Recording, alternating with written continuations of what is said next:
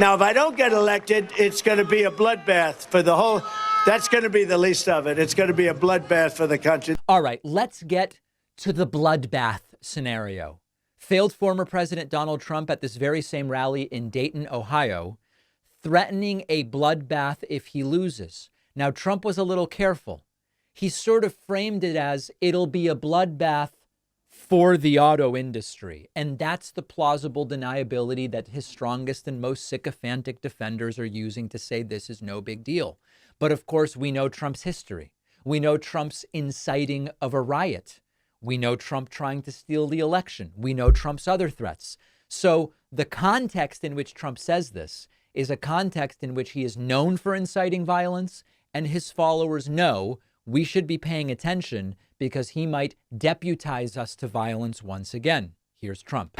And you're not going to be able to sell those cars. If I get elected, now, if I don't get elected, it's going to be a bloodbath for the whole. That's going to be the least of it. It's going to be a bloodbath for the country. That'll be the least of it. But they're not going to sell those cars. They're building massive factories of. Right. I mean, it's going to be a bloodbath if I don't get elected for General Motors. They're going to have trouble selling cars. Now, for everybody defending this and saying, oh, it's out of context, why is everybody assuming Trump is talking about violence? My guess is if you interviewed the MAGA cultists exiting the rally and said, what do you think Trump meant when he said there will be a bloodbath if I lose? What percentage do you think would know that that was only referring to the auto industry and the difficulty in selling inventory that they will be accumulating? Trump knows what he's doing. He knows how he is heard.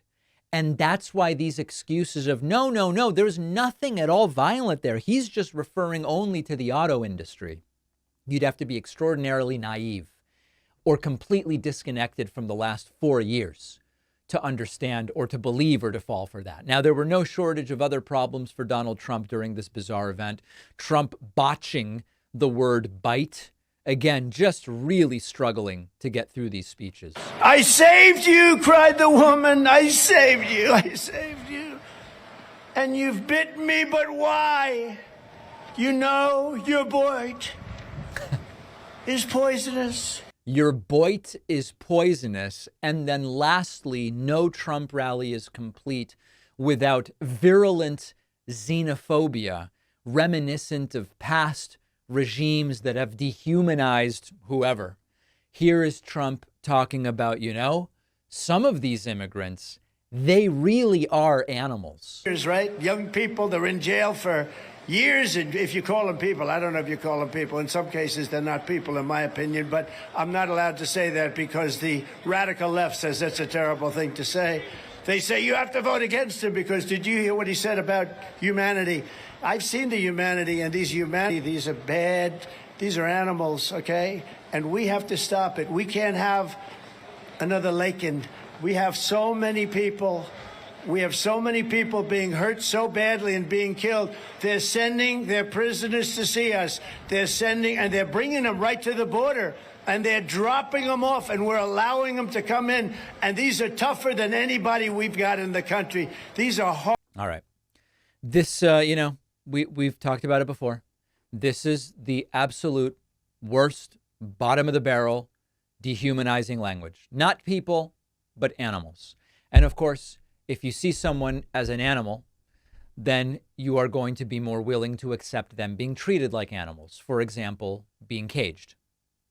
And that is what this is fundamentally about.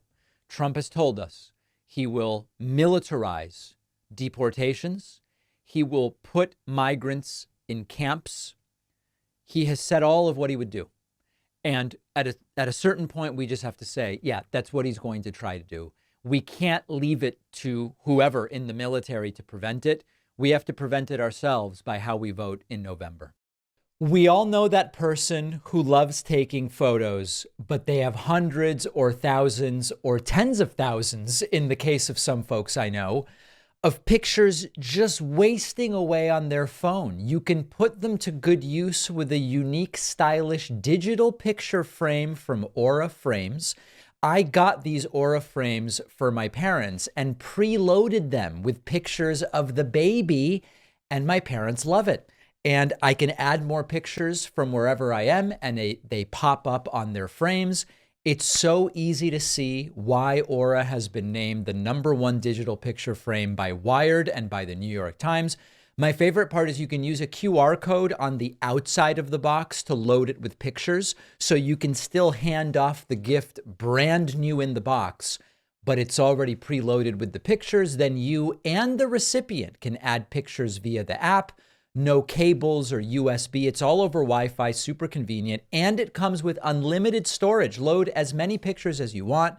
For a limited time, my audience gets $20 off their best-selling frame. Go to auraframes.com and use code PACMAN to save on the perfect gift. The link and code are down below. Terms and conditions apply.